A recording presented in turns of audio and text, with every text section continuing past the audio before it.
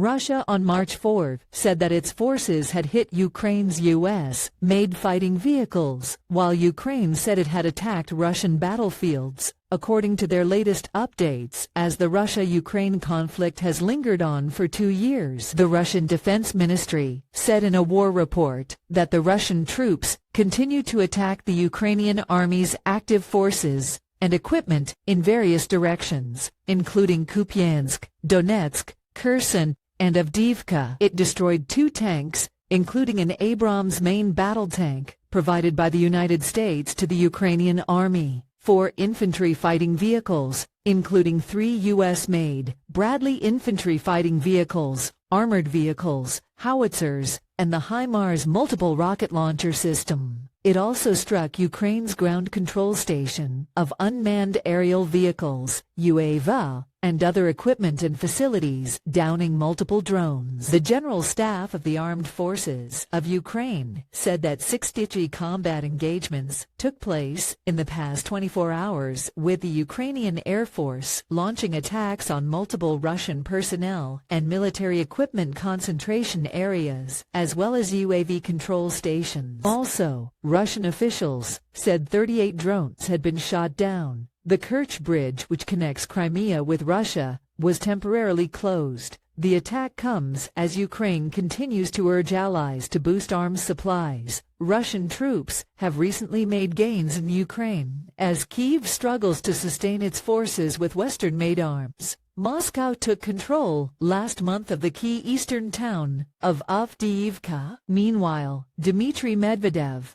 deputy chairman of Russia's Security Council, says Ukraine is part of Russia, as he rules out peace talks with the current Ukrainian leadership. In a bellicose speech at a youth festival in the southern city of Sochi, Medvedev said Russia would prosecute what it calls its special military operation until the other side capitulated. The former president and prime minister said what he called historical parts of Russia should return home. Medvedev spoke in front of a map of Ukraine, which showed the country as a much smaller landlocked slice of territory, squeezed up against Poland, with Russia in complete control of its east, south, and Black Sea coast. Medvedev said, one of Ukraine's former leaders said at some point that Ukraine is not Russia. He said, that concept needs to disappear forever. Ukraine is definitely Russia. Medvedev said peace talks would not be possible with the current Ukrainian leadership,